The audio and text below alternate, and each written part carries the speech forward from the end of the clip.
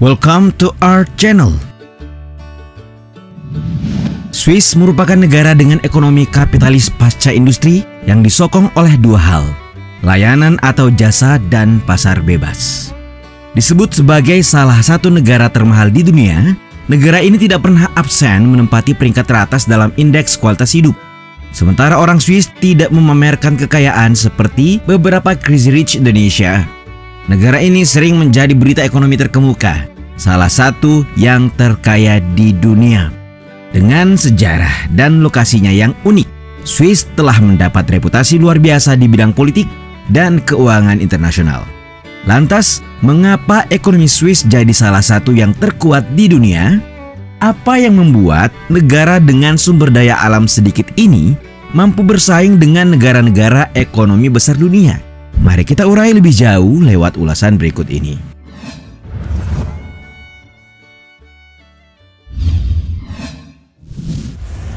Modal kepercayaan.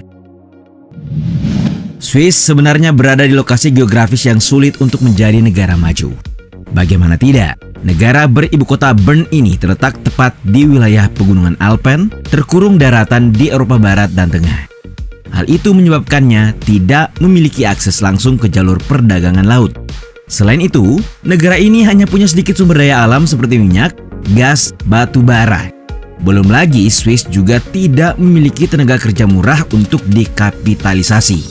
Nah, kenyataan tersebut pada akhirnya membuat negara ini menanggung beban yang tidak biasa. Sulit untuk membangun infrastruktur yang murah dan juga mudah. Namun, bagaimana Swiss menjadi begitu kaya dengan semua kekurangan yang dimiliki?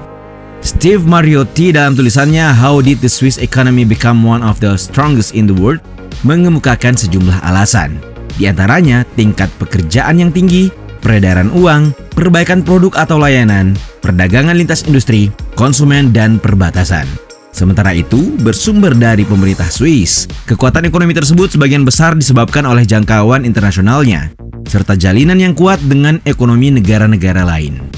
Dari dua alasan tersebut, satu hal yang disebut-sebut merupakan faktor terpenting dalam konteks bisnis dan perdagangan atau segala sesuatu yang melibatkan pertukaran uang adalah trust.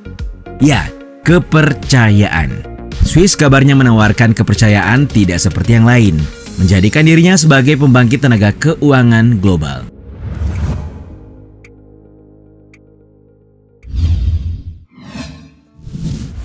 Bermula dari Perang Dunia II. Untuk memahami Swiss sebagai kekuatan ekonomi terkemuka, kita sebelumnya harus melihat Swiss dari konteks beberapa waktu sekitar Perang Dunia II. Sementara berbagai kekuatan di Eropa mengalami kehancuran total akibat perang, ekonomi Swiss justru mulai berkembang. Ya, keputusannya untuk tetap netral dalam perang memainkan peran utama dalam keberhasilan ekonomi. Perang Dunia II adalah masa kehancuran, dan Swiss menggunakan momen itu untuk melampaui negara-negara yang berperang. Beberapa pendapat mungkin membawa moralitas ke topik itu dengan mengatakan setiap orang harus mengikuti sikap Swiss dalam konteks perang. Tetapi kita harus menyadari bahwa setiap negara dapat tersedot ke dalam perang. Dan Swiss juga tidak sepenuhnya tidak terlibat, namun dengan cara yang jauh berbeda. Ilustrasinya sederhana.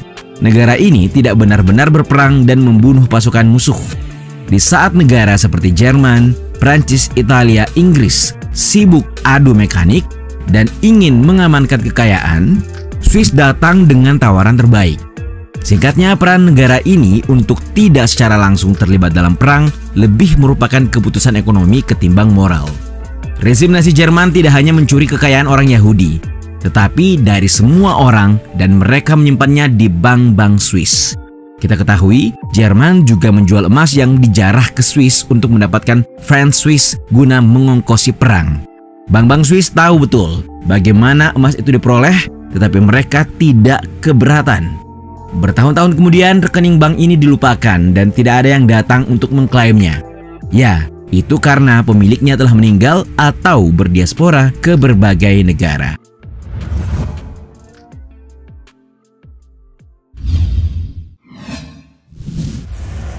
Produk yang bukan sembarang produk.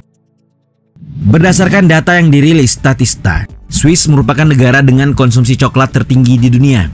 Dengan 8,8 kg coklat yang dikonsumsi per orang setiap tahunnya, dan lebih dari 450 jenis keju, 250 jenis anggur, serta 200 jenis roti panggang, Swiss biasanya memilih produk yang dibuat sendiri alih-alih melakukan impor. Mengetahui bagaimana menggunakan sumber daya mereka dengan baik dan menyadari kerugian mereka, Swiss memahami keberhasilan ekonomi terkait dengan layanan sebagai nilai tambah. Hal itu mendorong mereka untuk fokus pada penciptaan tenaga kerja terampil dan berinvestasi pada orang-orang mereka. Kebijakan itu pun menciptakan budaya rajin dan perusahaan-perusahaan seperti Nestle, EBB, Novartis, Roche, Bohler, Schindler, Swatch, dan lain-lain adalah buktinya. Selain itu, berinvestasi dalam sistem pendidikan dan program penelitian bagi Swiss merupakan hal yang sangat penting. Efeknya seperti bersumber dari laman Science Business. Swiss adalah satu negara terasa yang paling banyak berinvestasi dalam research and development dengan memegang jumlah hak paten per kapita terbanyak di Eropa. Dengan salah satu IQ nasional rata-rata 102, negara ini menghasilkan setidaknya 27 pemenang Nobel yang juga merupakan salah satu yang tertinggi. Sementara label Made in China membuat kita memikirkan produk yang tidak dapat bertahan lama, buatan Swiss selalu dikaitkan dengan produk yang berkualitas tinggi dan tahan lama yang diukir dengan perhatian pada detail dan pengerjaan. Selain itu, Swiss juga berhasil untuk dirinya sendiri di bidang pertanian dan farmasi.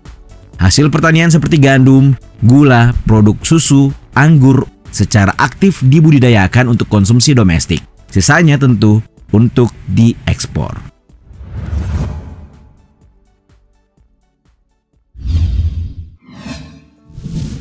Stabilitas politik yang konsisten. Seperti diketahui, ekonomi Swiss mendapat manfaat dari stabilitas politiknya. Masyarakat Swiss mempercayai pemerintahnya mungkin karena memiliki suara dalam kebijakan politik, termasuk jumlah pajak yang mereka bayar. Tidak seperti di negara Konoha, pemerintahan baru tidak datang dengan maksud menghapus semua yang dilakukan pemerintahan sebelumnya. Presiden tidak dipamerkan seperti presiden di Wakanda. Sebaliknya, dewan-dewan bertanggung jawab untuk mengajukan presiden baru setiap tahunnya. Ini membuat Swiss lebih mudah untuk mengikuti rencana jangka panjang dan melihatnya dijalankan. Pendekatan demokrasi langsung mempersulit pemerintah Swiss untuk membuang-buang uang yang tidak menguntungkan rakyat secara langsung. Hal ini juga menghentikan para elite dari membajak kebijakan pemerintah untuk keuntungan mereka semata. Yang paling menarik, proyek dan kebijakan Swiss tidak hanya membutuhkan konsensus di antara perwakilan politik, tetapi juga harus melalui persetujuan rakyat dalam bentuk referendum.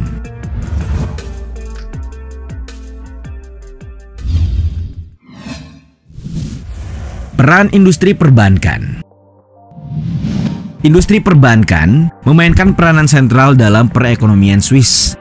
Thomas Jordan dalam tulisannya Challenges for Switzerland as a Financial Center menjelaskan, sistem perbankan memberi kontribusi signifikan terhadap uang yang diinvestasikan di dalam negeri, mulai dari pendidikan hingga perawatan kesehatan.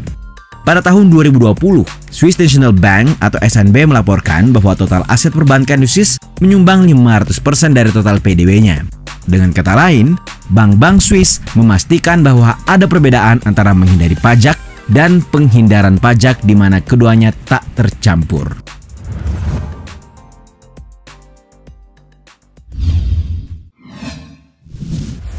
Tidak mudah menjadi Swiss. Pada tahun 2018, Transparency International menempatkan Swiss sebagai negara paling tidak korup ketiga di dunia.